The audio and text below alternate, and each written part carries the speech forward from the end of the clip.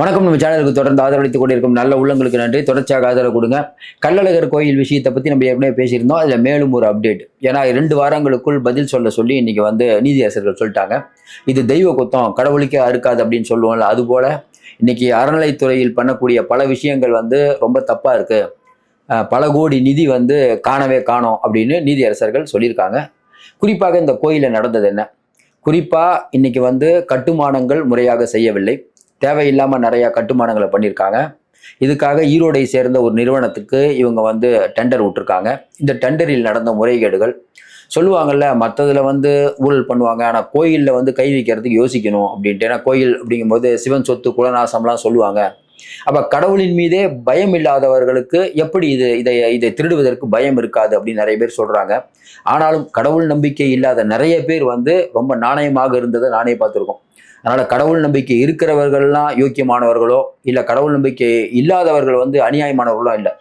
எல்லா இடத்துலையும் நல்லவர்களும் இருப்பார்கள், கெட்டவர்களும் இருப்பார்கள். அப்படி சொல்லிட்டு நம்ம ஆரம்பித்தா சரியாக இருக்கும் நினைக்கிறேன். பார்த்துட்டு இருக்க மக்களும் நீங்கள் சொல்லுங்கள். இன்னும் குறிப்பாக சொல்லணும்னா இன்னைக்கு ஒரு ஆன்மீக பலமாக திகழ்கிறார் ஐயா சேகர் பாபு. உங்களுக்கு தெரியும், பல கோயில்களுக்கு போய் அவர் இந்த வடம் இருக்கிறதாகட்டும், கும்பாபிஷேகம் இருக்கட்டும், ஒரு பக்தி பலமாகத்தான் இருக்கிறார். ஆனால் அப்படிப்பட்டவர் நான் இருக்கக்கூடிய இந்த துறை இன்னைக்கு எப்படி போய் கொண்டு இருக்கிறது அப்படின்னா ரொம்ப கவலை அளிக்கக்கூடிய விஷயமாகுது. ஏன்னா அது பிஜேபியிலேருந்து மற்றவங்கலாம் சொல்லும் போது கூட ஆமாங்க இவங்க பண்ணுறது தப்பு அப்படின்னு நம்ம சொல்லியிருந்தோம். ஆனால் இன்னைக்கு பார்த்தீங்கன்னா இன்னைக்கு நீதியரசர்களே சொல்லும் போது, அதுவும் குறிப்பாக நீதியரசர் போய் பார்வையிடுறாரு அந்த கள்ளழகர் கோயிலை. கள்ளழகருங்கிறது உங்களுக்கு தெரியும், உலக ஃபேமஸான கோயில்.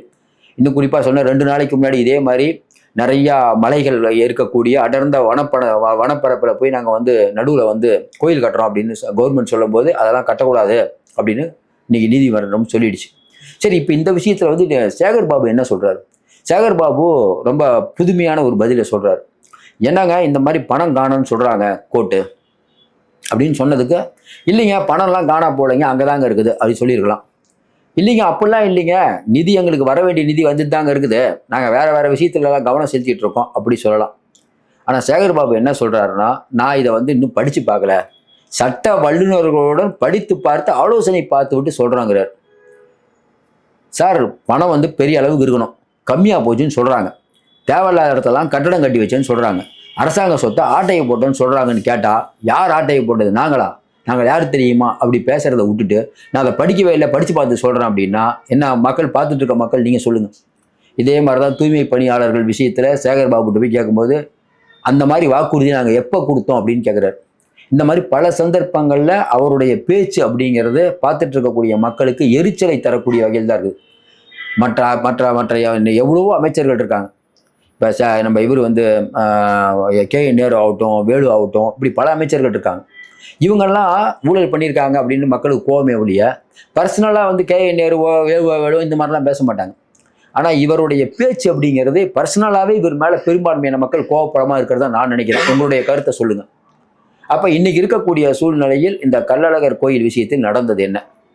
இது மட்டும் இல்லாமல் நீதிமன்ற அவமதிப்பு அப்படிங்கிறத தாண்டி நீதிமன்றம் சொன்னதெல்லாம் மீறி பல கோயில்களில் இவங்க பண்ணியிருக்காங்க. அதுக்கு உதாரணமான தீர்ப்பு சொல்கிறோம். இதே மாதிரி தான் திருவண்ணாமலை அருணாச்சலேஸ்வரர் கோயில் வணிக வளாகம் கட்டுவதற்கு கடந்த ஆண்டு சென்னை உயர்நீதிமன்றம் தடை விதித்துள்ளது.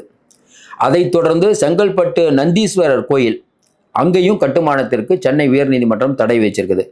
சென்னை ராசப்பா தெருவில் கந்தக்கோட்டம் ஸ்ரீ முத்துக்குமாரசாமி கோயில் உள்ளது. இந்த கோயிலுக்கு சொந்தமான நிலங்கள் உள்ளது. இவற்றில் வணிக வளாகம் மற்றும் குடியிருப்புகள் கட்ட இந்திய சமயத்துறை முயற்சி ஏற்படுத்தது. இதையும் நீதிமன்றம் தடுக்குது. இதை கடந்த ஆண்டு அக்டோபர் மாதம், ஆனால் அதையும் தாண்டி இவங்க கட்டடம் கட்டிட்டு இருக்காங்க. இதை கடந்த ஆண்டு விசாரித்த சென்னை உயர்நீதிமன்றம் ஸ்ரீவஸ்தவா அருள்முருகன் அமர்வு கோயில் நிதியை பயன்படுத்தி வணிக வளாகம் கட்டுவதற்கு தடை என்று நீதிமன்றம் உத்தரவிட்டுள்ளது. தொடர்ந்து தடை. இந்த கோயிலில் கூட கட்டுமானத்துக்கு முறையாக அனுமதி பெறாமல் கட்டடங்கள் கட்டப்பட்டுள்ளது அப்படிங்கிறது தான் இன்னைக்கு இருக்கக்கூடிய தகவல். அக்னி புஷ்கரணம் அப்படிங்கிற ஒரு இடத்துக்கு பக்கத்தில் இருக்கக்கூடிய அந்த கட்டுமானங்கள் அங்கே இருக்கக்கூடிய மரபு வழிபாட்டை தடுக்குது அப்படின்னு நீதியரசர்கள் சொல்கிறாங்க. இன்னொரு குற்றச்சாட்டு, இப்போ இந்த தீர்த்தம் கொடுப்பாங்க, கோயிலுக்கு போனால் தீர்த்தம்லாம் கொடுப்பாங்க. அந்த தீர்த்தத்தை அந்த அந்த அந்த வாட்டர் தண்ணி அப்படியே போயிட்டே இருக்கும். அதை மறுசுழற்சி பண்ணி இவங்க கொடுக்குறாங்க. அதுவே ஆகம விதிகளுக்கு எதிரானதுங்கிறாங்க இன்னைக்கு இருக்கக்கூடிய பக்தர்கள். ஏன்னா பக்தர்களுக்கு ஒரு நம்பிக்கை இருக்கும்போது அந்த பக்தர்களுடைய நம்பிக்கையில் எந்த கோர்ட்டும் தலையிடாது. கரெக்டுங்களா? உங்களுக்கு காலங்காலமாக வந்த மரபு, அந்த காலங்காலமாக வந்த மரபை மாற்றுவதற்கு சேகர் பாபு யார், அறநிலைத்துறை யாருன்னு அவங்க கேள்வி கேட்கும்போது அவங்க குரல் ஓங்கி ஒலிக்குது.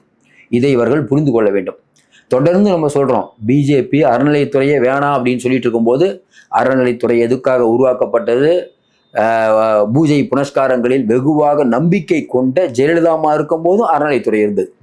அப்ப அறநிலைத்துறை உருவாக்கப்பட்ட நோக்கம் கொஞ்சம் கொஞ்சமாக சிதைந்து வருகிறதோ அப்படிங்கிற கவலை எல்லாருக்கும் இருக்கு. ஏன் இதை சொல்றோம்னா, இப்ப பிஜேபி சொல்றத பெரும்பாலான மக்கள் நம்பல, அறநிலைத்துறை கரெக்டா பண்ணிட்டு இருக்கிறதா நினைச்சாங்க. ஆனா வரக்கூடிய காலங்களில் என்னங்க, பிஜேபி சொல்றது சரியோங்கிற எண்ணத்தை உருவாக்கி கொண்டிருக்கிறது சேகர் பாபு தலைமையிலான இந்த துறை. இன்னமும் கூட பேசணும்னா நம்ம என்ன கேட்கிறோம்னா, இப்ப இந்த கோடிகள் காணோங்கிறாங்களே, இந்த கோடிகள் எங்கே போய்விட்டது?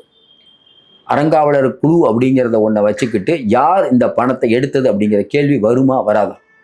அப்ப தமிழகம் முழுக்க இருக்க கோயில்களை நாங்கள் புனரமைப்பு பண்ணிட்டோம், அதுல சிதறமடைந்த கோயில்களை டெவலப் பண்ணோம் அப்படின்னு நீங்க சொல்றீங்களே, பிஜேபி சொல்லுது இல்ல இல்ல பல கோயில்கள் இன்னைக்கு சிதறமடைந்து கொண்டிருக்கிறது அப்படின்னு சொல்ற குற்றச்சாட்டு உண்மை அப்படிங்கிற மாதிரி இது ஆயிடாதா? அப்ப நீங்க அத்தனை இதுக்கு கும்பாபிஷேகம் பண்ணீங்க, இதெல்லாம் சொல்றதெல்லாம் பொய்யா அப்படிங்கிற எண்ணம் வருமா வராதா? ஏன்னா உங்களை எதிர்க்கக்கூடியவர்கள் வைக்கக்கூடிய ஆழமான கருத்து, ஆன்மீக அரசு அப்படின்னு சொல்றவங்க இவங்க கடவுள் நம்பிக்கை இல்லாதவர்கள், இவங்க கோயில் மத நம்பிக்கையில் தலையிடுறாங்கன்னு அவங்க சொல்லிட்டு இருக்கும்போது அதை உறுதிப்படுத்தும் விதமாக கோர்ட்டு ஆமா பணம் காணோம் அப்படிங்கிறத, இன்னைக்கு ஒரு உண்டியல்ல போய் காசு போட்டா அது அந்த கோயிலுக்காக செலவிடக்கூடிய தொகை, அதை எடுத்து நீங்க வேற காரியங்கள்ல பயன்படுத்துவதை அந்த பக்தர்கள் விரும்ப மாட்டார்கள் அப்படின்னு கோர்ட்டு சொல்லுது. இதையும் தாண்டி ஒருபடி மேல போய் இதே மாதிரிதான் நிர்மலா சீதாராமன் இங்க தமிழ்நாட்டுக்கு வரும்போது உண்டியல்ல காசு போடாதீங்க அப்படின்னு சொன்னாங்க. அதை திமுக பெரிய விஷயமாக்குச்சு. இப்ப அவங்க சொன்னது உண்மைங்கிற மாதிரிலாம் நீங்க எல்லாம் பண்ணிட்டு இருக்கீங்க. அப்ப இப்ப என்னன்னா 2 வாரத்துல அறிக்கை தாக்கல் பண்ண சொல்றாங்க. 2 வாரத்துல நீங்க என்ன அறிக்கை தாக்கல் பண்ணுவீங்க சொல்லுங்க? என்ன சொல்ல போறீங்க? கட்டுமானம் மேற்கொண்டது தப்பு, கரெக்டுங்களா? பாரம்பரிய அந்த அடையாளம் பக்கத்துல, அதுவும் தொல்லியல் துறையிட்ட கேட்டுதான் நீங்க பண்ணணும். தொல்லியல் துறையிட்ட கேட்காமையே பண்ணியிருக்கீங்களே, இது நியாயமா? சாதாரணமா ஒருத்தர் கட்டடம் கட்டினா அந்த பொருள் வாங்கலையா, இந்த பொருள் வாங்கலையா, இடிக்கணும் நோட்டீஸ் கொடுக்குறீங்க, அவங்கள்ட்ட கட்டிங் வாங்குறீங்கல்ல. இப்ப இதற்கு யார், அரசாங்கமே இந்த மாதிரி தப்புனா யார்கிட்ட கேள்வி கேட்பது? இதை யாரும் எதுவும் பேசக்கூடாதுங்கிறதுல எந்த விதத்தில் சரியான வாதமா இருக்க முடியும்? அப்ப தொடர்ந்து இந்த அரசாங்கம் அதாவது என்னங்க, கோயில்ல டாஸ்மார்க்ல ஊழல் பண்றீங்க, ரைட்டு. டாஸ்மார்க்னா குடிக்கிறவங்க, அவங்ககிட்ட 10 ரூபா வாங்குறீங்க அப்படின்னு மக்கள் கூட சிலது கடந்து கூட போகலாம். ஆனா இது பக்தர்கள் போகக்கூடிய இடம், அமைதியை விரும்பக்கூடிய இடம். இந்த இடத்துலயே பஞ்சாயத்துனா ஏற்கனவே திருப்பதி கோயில் பஞ்சாயத்து இன்னைக்குதான் ஒரு வழியா முடிஞ்சிருக்கு. அது ஒரு பெரிய பஞ்சாயத்தோடு இன்னைக்குதான் அது இந்த கொழுப்பு மேட்டர் முடிஞ்சிருக்கு. இப்ப இது ஒரு மேட்டர். பிஜேபிக்கு சொல்லவே வேணாம், அழகா உட்காடுறாங்க. பார்த்தீங்கன்னா நான் ஏற்கனவே சொன்னோம்ல, கரெக்டாக இருக்கு பாருங்க. சேகர் பாபு பொறுப்பு இல்லாமல் பதில் சொல்றாரு. அதுக்கேற்ற மாதிரி இவர் என்ன படிக்கவே இல்லை, சட்ட நிபுணர்களை கேட்டு பதில் சொல்றாங்கிறாரு. எங்கே போய் கொண்டிருக்கிறதுன்னு தெரியல. ஆனா ஒரு விஷயம் மட்டும் உண்மை, வரக்கூடிய நாட்களில் இவர்கள் தோற்றால் பெரிய விலையை கொடுக்க வேண்டும். நல்லா யோசிச்சு பாருங்க. அடுத்து வரக்கூடிய ஆட்சி இப்படியே விட்டுருமா? இப்ப சேகர் பாபு நீங்க பேசலாம், அடுத்து வரக்கூடிய ஆட்சியில அறநிலைத்துறையில் என்னென்ன பண்ணாங்க, சிஎம்டிஎல் என்னென்ன பண்ணாங்க அப்படிங்கிற விஷயம் வருமா வராதா? கிளாம்பாக்கத்தில் இருக்கக்கூடிய அந்த பேருந்து நிலையம் நிறைய நாள் அங்கே வாடகைக்கு விடாமல் நிறையா பில்டிங்லாம் இருக்கு. அதுக்கு என்ன காரணம்? 2 அமைச்சர்களுக்கு இருக்கக்கூடிய போட்டி தானே காரணம்.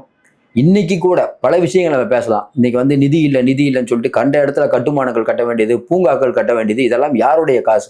ஒரு பக்கம் மாநகராட்சி நிதி இல்லாமல் தள்ளாடி கொண்டிருக்கிறது. ஆனால் வரக்கூடிய செய்தி என்ன, சேனலில் வரக்கூடிய செய்தி பாருங்க. அங்கே இருக்கக்கூடிய கவுன்சிலர் சொன்னாங்களாம், மேயர் எம்எல்ஏவை போறாங்க, குலுங்கி சிரித்த மேயர் பிரியா. இதெல்லாம் ஒரு செய்தி. நல்லா யோசிப்பாரு. இன்னொரு பக்கம் முதல்வர் புல்லட் ஓட்டுற மாதிரி, புல்லட்டை வண்டியில் உட்காந்துருக்க மாதிரி ஒரு போட்டோ. தமிழ்நாடு மக்கள் எந்த ரேஞ்சில் இருக்காங்க? நீங்க என்ன பண்ணிட்டு இருக்கீங்க? விளம்பரம் விளம்பரம் விளம்பரம். முதல்வர் பைக் ஓட்டுறது ஒரு விஷயமாங்க. நல்லா யோசிச்சு பாருங்க. நாடு எவ்வளவு 10 லட்சம் கோடி கடனை வச்சுக்கிட்டு கேட்டா ஒன்றிய அரசு சொல்லிடுச்சான், இனி தமிழ்நாடு தான் நம்பர் 1. சரி, தமிழ்நாடு நம்பர் 1ங்க சொல்லிட்டீங்க, ஒன்றிய அரசு சொல்லிட்டாங்களா, ரைட்டு. அப்ப எவ்வளவு உபரி வருவாய் வச்சிருக்கீங்க? 12 லட்சம் கோடி வெளியில இருந்து முதலீடுகளை ஈர்த்தோன்னு சிஎம் சொல்றாரு. 12 லட்சம் கோடியை நீங்க எதுக்கு செலவு விட்டீங்க சொல்லுங்க? நீங்க ஒன்றிய அரசு பணம் கொடுக்கலங்கிறீங்க, ரைட்டு. ஒன்றிய அரசு பணம் கொடுக்கல. இப்ப செவிலியர்களுக்கு அந்த ஒண்ணுனாலதான் செவிலியர்களுக்கு உங்களால பணம் கொடுக்க முடியலையா? ஆனா கலைஞர் அவர்களுக்கு செலவைக்கிறதுக்கு உங்ககிட்ட காசு இருக்குது, செவிலியர்களுக்கு பணம் கொடுக்க காசு இல்லை. நல்லா யோசிச்சு பாரு. இதையெல்லாம் யாரும் பேசக்கூடாது. பேசுனா திராவிட மாடல் அரசுக்கு எல்லாம் எதுக்குறாங்க, பாருங்க, நான் ஒரு சாமானியன் கேட்டால் நான் ஒரு டெல்டாக்காரன் சொல்லிட்டு திருவாரூரையே நீங்கள் டெவலப் பண்ணலையே தலைவர் அவர்களே. மக்கள் இதெல்லாம் பார்த்துட்டு இருக்காங்க. வெள்ளும் பெண்கள்ட்டு ஒரு இங்கே இருக்கக்கூடிய ஒரு 4-5 பெண்களை வச்சு நீங்கள் தமிழ்நாடு மாதிரி ஒரு ஸ்டேட்டே இல்லை, பெண்களுக்கு பாதுகாப்பு இருக்குதுன்னு சொன்னால் மக்கள் நம்பிடுவாங்களா? பேப்பரை புரட்டினா போதுமே, டிவியை திறந்தா போதுமே, இப்படியான செய்திகள் வரும்போது இந்த ஆட்சி முட்டு சந்தில் கொண்டு போயிட்டாங்க. நம்ம சொன்னோம்ல, முடிச்சு விட்டாங்க. எழுதி வச்சுக்கோங்க, திமுக வருவது அப்படிங்கிறது நீங்களே சொல்லுவீங்க. திமுக வருவது நான் சொல்ல வேணாம், மக்களாகிய நீங்களே சொல்லுங்க, உங்கள் கருத்துக்களை சொல்லுங்கள். தொடர்ந்து ஆதரவு கொடுங்கள். மீண்டும் சந்திப்போம். நன்றி, வணக்கம்.